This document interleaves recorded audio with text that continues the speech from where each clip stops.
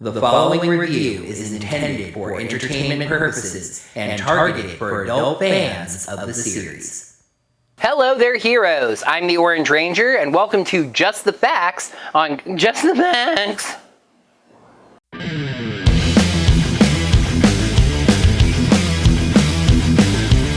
Hello there, heroes! I'm the Orange Ranger, and welcome to Just the Facts on Kamen Rider Dragon Knight Episode 5, The Power of Two. Please make sure you're subscribed to the channel. Yeah, and make sure you got your notifications set up by hitting that little bell icon. Right you. What he said was, you can consider checking us out on Patreon or Ko-fi at Orange Ranger Videos. 2-minute recap that makes the slow drip of plot details seem much faster. The episode starts with a fight between Dragon Knight and a bug monster that kind of cuts around in ways that don't make a lot of sense, but long story short, Dragon Knight eventually defeats the monster by breaking its boomerang, though the monster gets away. However, a green bull-themed Kamen Rider was watching the fight, supposedly, check out the other video if you're curious about that, but does nothing. The man is then approached by the man that we have known as Connors, though this guy calls him General, and the General addresses him as Mr. Lansing. The General apparently wants Lansing to make his move against Kit, which is a big part of his plan, but Lansing preaches patience. Maya tells the other two about what's going on. Lacey thinks she's nuts, Trent is jealous, and I could not possibly care any less. The writers seem to agree as we then slam cut to a dark techno palace somewhere, Ventara, where the General and Lansing discuss the entire plan. The General plans to kidnap everyone on Earth using a teleporter after his monsters collect enough unique DNA profiles. Lansing is from Earth, but working for the General and will be rewarded richly.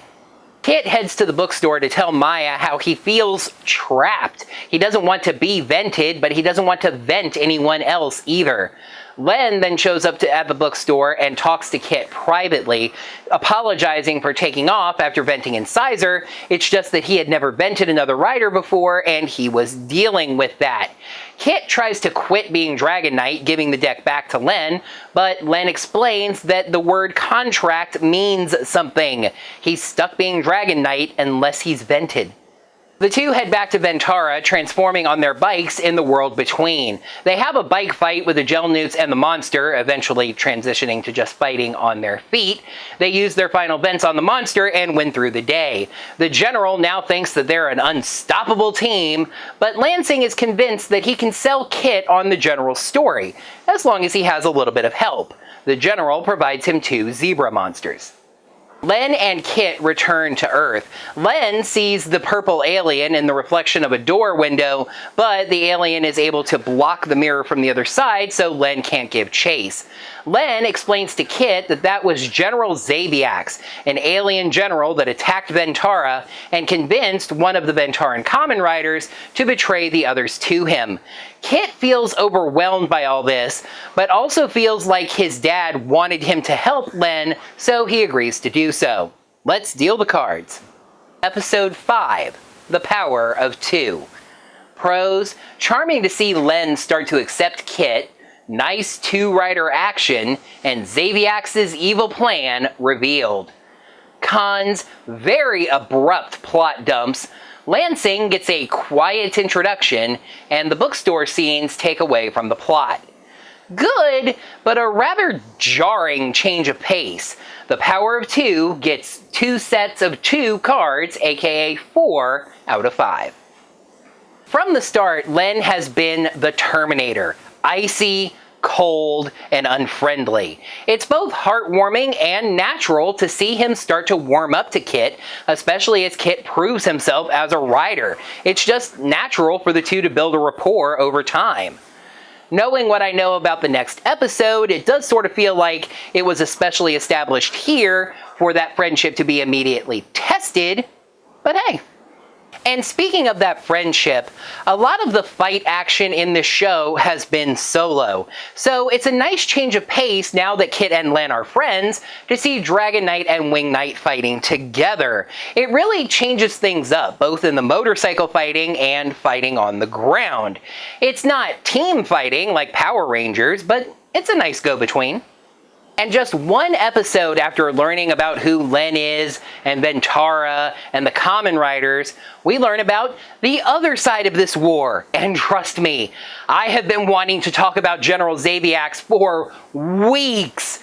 I'm still going to hold back a lot of the details, but Xaviax in human form is portrayed amazingly by William O'Leary, and trust me, the best is yet to come.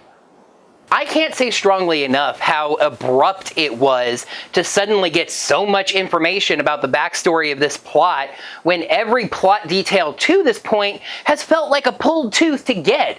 All of this info about Xaviax, his plan, backstory on the Riders, bang, bang, bang. Hopefully this is how the plot progresses. Let's get that backstory out of the way so we can proceed to the front story.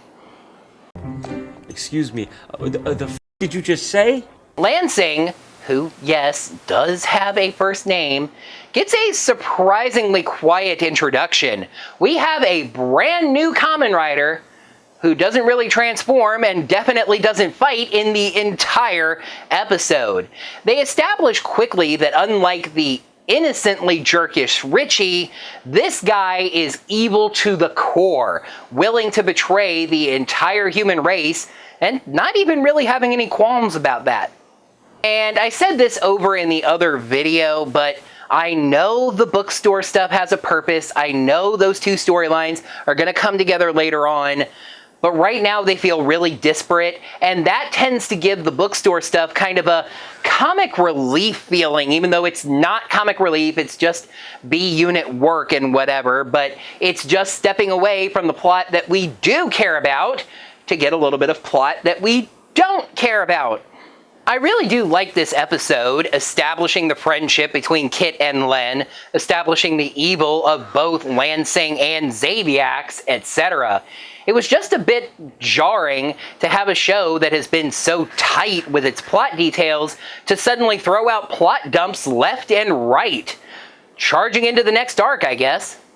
You know, they never gave us the name of that Green Rider. I wonder if we'll find that out in the next episode. Let's find out by taking a peek at the 6th episode of Dragon Knight. Kamen Rider Torque. During a battle, Kit encounters Kamen Rider Torque, who claims that it was actually Len who betrayed the Ventaran Kamen Riders. Meanwhile, after getting a tip from JTC, Maya and Trent sneak into the hospital and find someone very important.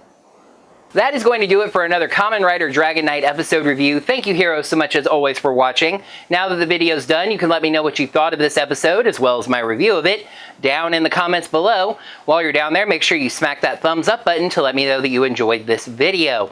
And if you'd like to lend any financial support to my channel, please consider checking me out on Patreon or Ko-fi at Orange Ranger Videos. And at the same Orange Ranger Videos name, check out my Teespring store and get yourself some sweet t-shirt merch just like that. Until next time, heroes, may the power of the cards protect you. The general apparently wants him to get his move. The two head to the two. What? Oh, whoops. I'm not even doing the right take. They have a bike fight against the gel newts and the monster, eventually using their final vents on it. I'm not going to do a take where I'm looking at the computer that much.